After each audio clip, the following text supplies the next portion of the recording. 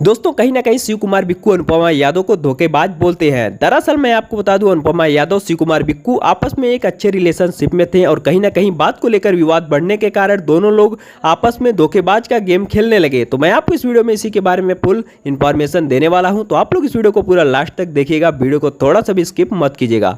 दरअसल आपको बता दें, शिव कुमार बिक्कू और अनुपमा यादव इन दोनों लोग को तो आप लोग जानते ही होंगे। अगर कहीं ना कहीं स्टेज शो के बारे में बात किया जाए तो ये दोनों लोग स्टेज शो के बादशाह माने जाते हैं और इन दोनों लोग का स्टेज शो को इनके फैंस लोग काफ़ी ज़्यादा पसंद करते थे। अगर इन लोगों की बुकिंग की बात की जाए तो 1 से 1.5 लाख रुपए एक लोग का चार्ज था।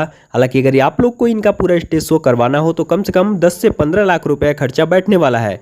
तो आपको बता दें, दोनों लोग एक अच्छे रिलेशनशिप में थे और कहीं ना कहीं दोनों लोग की शादी की बात भी चल रही थी। लेकिन अचानक कुछ कारण होने के बीच यानी कि कुछ इन दोनों लोग के आपसी में विवाद हो गया था। उसी के चलते इन दोनों लोग की जोड़ी बिखर चुकी है और आपको बता दें, कहीं ना कहीं दोनों लोग आपस में काफ़ी ज़्यादा भड़क चुके हैं। अब एक साथ प्रोग्राम करना भी पसंद नहीं करते हैं। बट आपको बता दें, इन दोनों लोग के पीछे इस विवाद का कारण क्या है आप लोग को अगली वीडियो में बताने वाला हूं। तो आप लोग चैनल को सब्सक्राइब करके वीडियो को शेयर जरूर कीजिएगा, क्योंकि ऐसी तमाम खबरें सिर्फ आपको हमारे इसी चैनल से दिखाई और बताई जाती है।